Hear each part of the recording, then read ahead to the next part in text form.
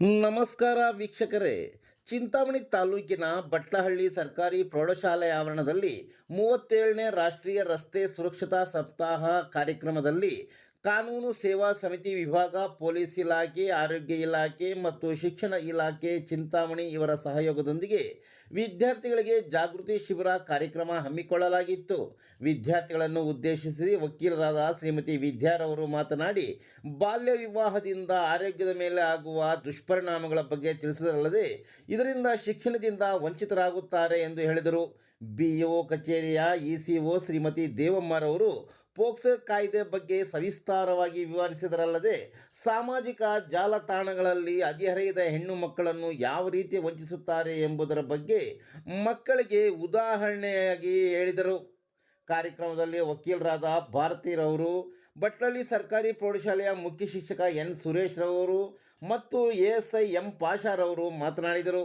ಈ ಸಂದರ್ಭದಲ್ಲಿ ವಕೀಲರಾದ ಶ್ರೀನಿವಾಸ್, CRP ಸರೋಜಮ್ಮ, GMHS ಶಾಲೆಯ ಬಡ್ತಿ ಮುಖ್ಯ ಶಿಕ್ಷಕಿ ವಿಜಯಕುಮಾರಿ, ಸಹ ಶಿಕ್ಷಕಿ MP ಸುಲೋಚನಾ, VVS ಶಾಲೆಯ ಶಿಕ್ಷಕರಾದ ದಿವಾಕರ್, ಪೊಲೀಸ್ ಇಲಾಖೆಯ ಮುಖ್ಯಪೇದೆ ಲೋಕೇಶ್, 3 ಶಾಲೆಯ ಶಿಕ್ಷಕರ ವೃಂದ, ಶಾಲಾ ವಿದ್ಯಾರ್ಥಿಗಳು ಹಾಜರಿದ್ದರು.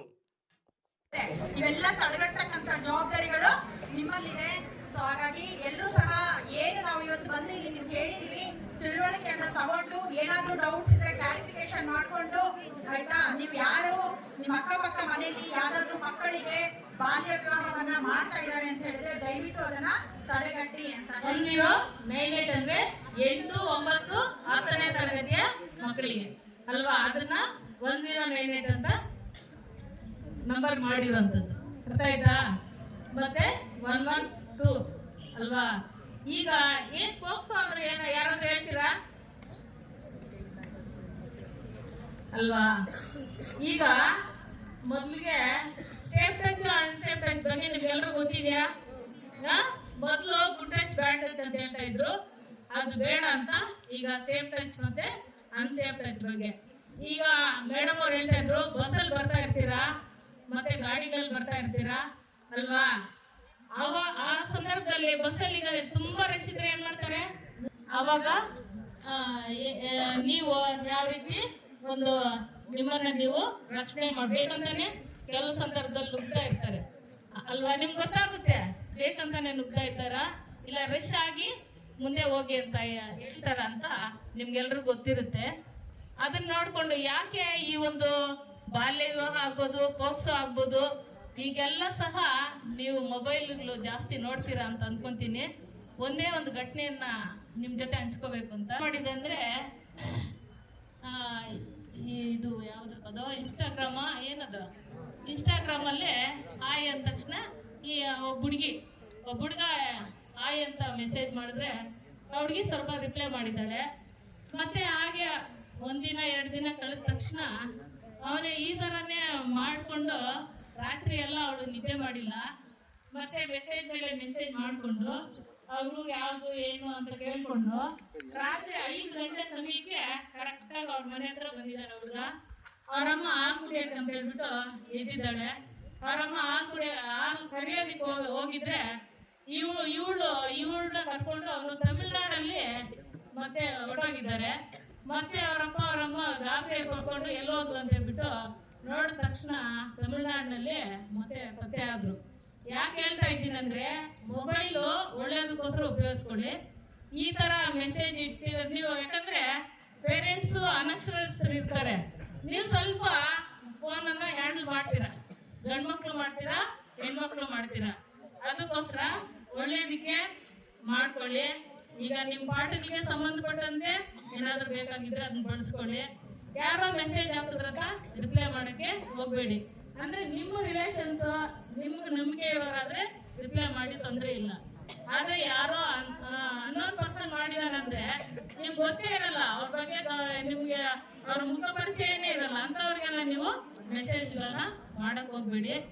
ಮತ್ತೆ ಈಗ ನಾವು ಮನೆಯಲ್ಲಿ ಇರ್ತೀವಿ, ನಮ್ಮ ನೆರೆಹೊರೆಯವರು ಇರ್ತಾರೆ, ಮತ್ತೆ ಕುಟುಂಬ ಇರುತ್ತೆ, ಮತ್ತೆ ಶಾಲೆಯಲ್ಲಿ ಗುರುಗಳಿರ್ತಾರೆ. ಈ ರೀತಿ ನಾವು ಹಲವಾರು ಕಡೆ ಓಡಾಡ್ತಾ ಇರ್ತೀವಿ. ಆದ್ರೆ ನಮ್ಮನ್ನ ಮೋಸ ಮಾಡುವಂತ ಜನ ಜಾಸ್ತಿ ಇರ್ತಾರೆ. ಈಗ ನಾವೆಲ್ಲ ಒಂದು ಬಸ್ ಸ್ಟ್ಯಾಂಡ್ ಅಲ್ಲಿ ನಿಂತಿರ್ತೀವಿ, ಬಸ್ ಇರಲ್ಲ, ನೀವು ಸ್ಕೂಲ್ ಬರಲೇಬೇಕಾಗುತ್ತೆ. ಅವಾಗ ಬಾಮ್ಮ ಕರ್ಕೊಂಡು ಹೋಗ್ತೀನಿ ಅಂತ ನಿಮ್ಮನ್ನ ಕರ್ಕೊಂಡು ಬರ್ತಾರೆ. ಅವಾಗ ನೀವೇನ್ ಮಾಡ್ತೀರಾ, ಏನ ಕರೀತಾ ಇದ್ದಾರೆ ಅಂತ ನಂಬಿಕೆ ಮೇಲೆ ಹಾಕ್ತೀರಾ ಅಲ್ವಾ ಗಾಡಿ. ಮತ್ತೆ ಅವನು ನಿಮ್ಮನ್ನ ಬೇರೆ ರೀತಿ ದುರುಪಯೋಗ ಮಾಡ್ಕೊಂಡ್ರೆ ಅಲ್ವಾ, ಎಷ್ಟೋ ಒಂದು ಕೇಸ್ಗಳು ಈ ತರ ನಡೆದಿದೆ. ಅದಕ್ಕೋಸ್ಕರ ನೀವೆಲ್ಲರೂ ಸಹ ನಂಬಿಸ್ತಾರೆ, ನಂಬಿ ಅವ್ರ ಜೊತೆ ಹೋಗ್ಬಾರ್ದು. ನಿಮ್ಗೆ ಯಾರು ನಂಬಿಕೆ ಇರುತ್ತೋ ಅಂತವ್ರ ಜೊತೆ ಹೋಗಿ. ಒಂದ್ಸಲ ಏನಾಗಿದೆ ಅಂದ್ರೆ, ಈ ಪೋಕ್ಸೋಗೆ ಸಂಬಂಧಪಟ್ಟಂತೆ ಕೋಲಾರ ತಾಲೂಕಲ್ಲಿ ಒಂದು ಘಟನೆ ಆಯ್ತು. ಏನಂದ್ರೆ, ಅವಳು PUC ಹುಡುಗಿ ಕೋಲಾರಿಂದ ಬರ್ಬೇಕಾದ್ರೆ ಚಿಕ್ಕನಹಳ್ಳಿ ಗೇಟಲ್ಲಿ ಇಳಿದಿದ್ದಾಳೆ. ಮತ್ತೆ ಇಳಿದ ತಕ್ಷಣ ಅವರು ಹುಡುಗ ನೋಡಿರುವಂತ ವ್ಯಕ್ತಿ ಬಾಮ್ಮ ನಾನು ಕರ್ಕೊಂಡು ಹೋಗ್ತೀನಿ ಅಂತ ಹೇಳ್ಬಿಟ್ಟು ಕರ್ಕೊಂಡೋಗಿ ಅವಳನ್ನ ದುರುಪಯೋಗ ಮಾಡಿಕೊಂಡು, ಮತ್ತೆ ಏನಾಯ್ತು ಅಂದ್ರೆ ಅವಳು ಮನೆಗೆ ಹೋದ್ಮೇಲೆ ಈ ತರ ಎಲ್ಲ ಆಗಿ ಮತ್ತೆ FIR ಆಯ್ತು, ಮತ್ತೆ ಅವ್ನು ಜೈಲ್ಗೆ ಹೋದ. ಈ ತರ ಆಗುತ್ತೆ. ಆದ್ರಿಂದ ನೀವು ಒಬ್ಬರು ಗಾಡಿ ಅಪ್ಲೈಡ್ ಆದ್ರೂ ಸಹ ಯೋಚನೆ ಮಾಡ್ಬೇಕಾಗುತ್ತೆ. ಈ ಒಂದು ತಿಂಗಳಲ್ಲಿ, ನವೆಂಬರ್ ತಿಂಗಳಲ್ಲಿ ನಮ್ಮ ಚಿಂತಾಮಣಿಯಲ್ಲೇ ಬರೀ ಗಂಡ್ಮಕ್ಳು ದೊಡ್ಡವರಿದ್ದು, ಹೆಣ್ಮಕ್ಳು ಚಿಕ್ಕವರಿದ್ದೆ ಮದುವೆ ಮಾಡ್ಕೊಂಡ್ರೆ ಫೋರ್ಸ್ ಆಗಿಲ್ಲ. ಈ ವರ್ಷದಲ್ಲಿ ಏನಾಗಿದೆ ಅಂದ್ರೆ, 20 ವರ್ಷ ಹುಡುಗನ್ಗೆ 19 ವರ್ಷ ಹುಡುಗಿಗೆ, ಅದು ಸಹ 2 ಪ್ರಕರಣಗಳು. ಉತ್ತರಪೇಟೆ ಒಂದು ಪ್ರಕರಣ ಆಯ್ತು. ಪೊಲೀಸ್ನವರಿದ್ದಾರೆ, ಅವ್ರ ಹೆದರಿಕೆಗೆ ನಾವು ಹೆಲ್ಮೆಟ್ ಹಾಕ್ಬೇಕು ಅಂತ ಆತರ ಮಾಡಬಾರ್ದು ಮನೋಭಾವನೆ. ನೀವೆಲ್ಲ ದೊಡ್ಡವ್ರಿಗೆ ಹೇಳ್ಬೇಕು, ಹೆಲ್ಮೆಟ್ ಹಾಕೊಂಡು ಹೋಗಿ, ರಸ್ತೆ ನಿಯಮಗಳನ್ನ ಪಾಲಿಸಿ. ಕೈ ಕಾಲು ಮುರಿದ್ರೆ ಸರಿ ಮಾಡ್ಬೋದು, ತಲೆಗೆಟ್ ಬಿದ್ರೆ ತೊಂದರೆ ಆಗ್ತದೆ. ಅದರಿಂದ ಎಷ್ಟು ತೊಂದರೆ ಆಗ್ತದೆ. ಅದರಿಂದ ನಿಮ್ ತಂದೆ ತಾಯಿಗಳಿಗೆ ಹೇಳಿ ಹೆಲ್ಮೆಟ್ ಹಾಕೊಂಡು ಹೋಗಿ, ರಸ್ತೆ ನಿಯಮಗಳನ್ನ ಪಾಲಿಸಿ ಅಂತ ಹೇಳ್ತಾ. ಎಲ್ಲ ಸಿಲೆಬಸ್ ಅಲ್ಲಿ ಇದೆ. ನಾನೇ ಸಮಾಜ ವಿಜ್ಞಾನ ಮಾಡೋದ್ರಿಂದ ಬಾಲ್ಯ ವಿವಾಹ, ಬಾಲ ಕಾರ್ಮಿಕ ಪದ್ಧತಿ, ವರದಕ್ಷಿಣೆ ಪದ್ಧತಿ, ಹೆಣ್ಣು ಭ್ರೂಣ ಹತ್ಯೆ, ಪೋಕ್ಸೋ, ಇಷ್ಟು 10th ಮಕ್ಳಿಗಿದೆ.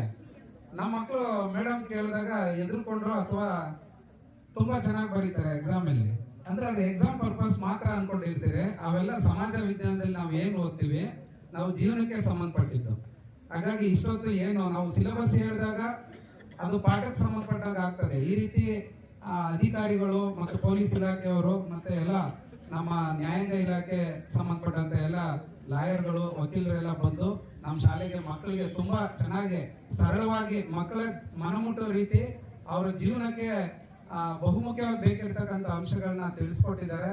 ನೀವು ಅಷ್ಟೇ ಮಕ್ಕಳ, ನಾವೆಲ್ಲ ನೋಡ್ತೀವಿ ಗ್ರಾಮೀಣ ಭಾಗದಲ್ಲಿ ಬಾಲ್ಯ ವಿವಾಹಗಳು ಇರ್ಬೋದು, ಬಾಲ ಕಾರ್ಮಿಕ ಪದ್ಧತಿ ಇರ್ಬೋದು, ವರದಕ್ಷಿಣೆ ಪದ್ಧತಿ ಇರ್ಬೋದು, ಹೆಣ್ಣು ಭ್ರೂಣ ಹತ್ಯೆ ಮತ್ತು ಇತ್ತೀಚೆಗೆ ಹೆಚ್ಚು ನಡೀತಕ್ಕಂಥ ಪೋಕ್ಸೋ ಆಕ್ಟ್, ಅಂದ್ರೆ ಮಕ್ಕಳನ್ನ ಲೈಂಗಿಕವಾಗಿ ದೌರ್ಜನ್ಯ ಮಾಡ್ತಕ್ಕಂಥದ್ದು. ನೀವು ಏನೇ ಸಂದರ್ಭದಲ್ಲಿ ಆತರ ಎದುರಾದ ಕಷ್ಟಗಳು, ನೀವು ನಮ್ಮಲ್ಲಿ ಮಕ್ಕಳ ಹಕ್ಕುಗಳ ಕ್ಲಬ್ ಅಂತ ಶಾಲೆಯಲ್ಲಿ ಮಾಡಿದ್ದೀವಿ, ಮತ್ತು ಹೆಣ್ಣು ಮಕ್ಕಳ ಸುರಕ್ಷತಾ ಸಮಿತಿ ಇದೆ, ಮತ್ತು ಮಕ್ಕಳ ಸುರಕ್ಷಾ ಸಮಿತಿಗೆ ನೀವು ಅಲ್ಲಿ ಟೀಚರ್ ಮೇಡಮ್ಗಳೇ ಇರೋದ್ರಿಂದ ನಿಮ್ಗೆ ಏನಾದ್ರು ಆತರ ಬಸ್ಗಳಲ್ಲಿ, ಊರುಗಳಲ್ಲಿ ಅಥವಾ ನೀವು ಸಮಾಜದಲ್ಲಿ ಎಲ್ಲೇ ನಡೆದಾಗ ಅದನ್ನ ಹೇಳ್ಬೇಕು. ಮತ್ತು ಸಲಹಾ ಪೆಟ್ಟಿಗೆ, ದೂರು ಪೆಟ್ಟಿಗೆ ಅಂತ ನಾವು ಒಂದು ಮಕ್ಕಳಿಗೆ ಕಲೆಕ್ಟ್ ಮಾಡ್ಕೊಂಡಿದ್ದೀವಿ ಒಂದ್ಸಲ. ಅದರಲ್ಲಿ ನೀವು ಅಟ್ಲೀಸ್ಟ್ ನಿಮ್ಮ ಹೆಸರು ಹೇಳಿದೆ ಅದನ್ನ ಬರೆದು ನೀವು ಆ ದೂರು ಪೆಟ್ಟಿಗೆಯಲ್ಲಿ ಹಾಕ್ಬೋದು. ಅದನ್ನ ಪರಿಶೀಲನೆ ಮಾಡಿ ನಿಮಗೆ ರಕ್ಷಣೆ ಕೊಡ್ತಕ್ಕಂಥ ಜವಾಬ್ದಾರಿ ಎಲ್ಲ ನಮ್ಮ ಶಿಕ್ಷಣ ಇಲಾಖೆ, ಪೊಲೀಸ್ ಇಲಾಖೆ ಮತ್ತು ಎಲ್ಲ ಆರೋಗ್ಯ ಇಲಾಖೆ, ಎಲ್ಲ ಇಲಾಖೆಗೆ ಸಂಬಂಧಪಟ್ಟಿದೆ.